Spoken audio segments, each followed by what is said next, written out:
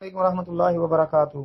محترم بھائی کہتے ہیں جی وطر رات کو سونے سے پہلے پڑھ کے سونا چاہیے یا تہجد کے وقت؟ محترم بھائی پہلی بات تو یہ سمجھے کہ تہجد کا وقت کیا ہے۔ نماز عشاء سے فارغ ہو کر فجر کے طلوع ہونے تک پوری رات ہی تہجد کا وقت ہے۔ کسی وقت بھی تہجد پڑھی جا سکتی ہے۔ نماز عشاء کے فوراً بعد تہجد پڑھ لیں، درمیانے وقت میں یعنی رات کے درمیانے حصے میں تہجد پڑھ لیں، یا فجر سے کچھ دیر پہلے تہجد پڑھ لیں۔ پوری رات میں جس وقت مرضی تہجد پڑھ لیں، یعنی اس کا وقت عشاء کی نماز سے فارغ ہونے سے لے کر طلوع فجر تک ہے جی، یہ مسئلہ یاد رکھیں۔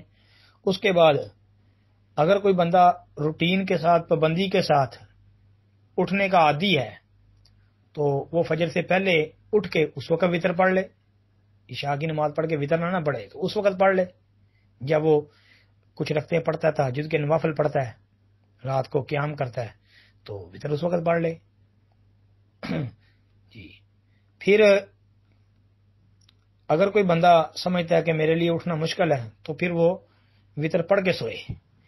بلکہ ابو ہریرہ رضی اللہ عنہ کے متعلق حدیث میں آتا ہے کہ وہ کہتے ہیں کہ اللہ کے رسول علیہ الصلوۃ والسلام، میرے خلیل، میرے دوست، میرے ساتھی، اب اللہ کے رسول نے مجھے 3 کاموں کی وصیت کی۔ یہ صحیح بخاری کی حدیث ہے۔ ان میں سے ایک یہی تھا کہ سونے سے پہلے وطر پڑھ لوں۔ تو ابو ہریرہ سونے سے پہلے وطر پڑھ لیتے تھے جی، ان کو نبی نے وصیت فرمائی تھی۔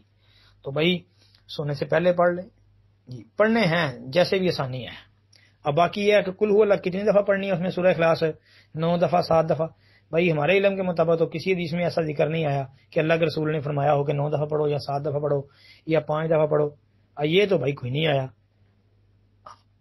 1 دفعہ پڑھ لو ٹھیک ہے، لیکن آپ نے کہا ہو کہ اتنی دفعہ پڑھو، ایسی کوئی حدیث نہیں ہے۔ اب وطروں کے متعلق یہ آتا ہے کہ آپ علیہ الصلوۃ والسلام کے وطر جو ہیں ان کا طریقہ کچھ اس طرح تھا کہ وہ 3 رکعتیں اس طرح پڑھتے تھے، 2 پڑھ کے سلام پھیرتے، 1 اکیلی پڑھتے، یا 5 رکعتیں پڑھنا بھی حدیث میں منقول ہے اکٹھی، 7 پڑھنا بھی ثابت ہے اکٹھی، 1 سلام اور 1 تشہد کے ساتھ، 9 پڑھنا بھی منقول ہے، اس میں 2 تشہد ہیں۔ یہ وطر پڑھنے کے طریقے ہیں، سورہ اخلاص نہیں ہے اتنی دفعہ کہ 5 دفعہ 7 دفعہ 9 دفعہ۔ السلام علیکم ورحمۃ اللہ۔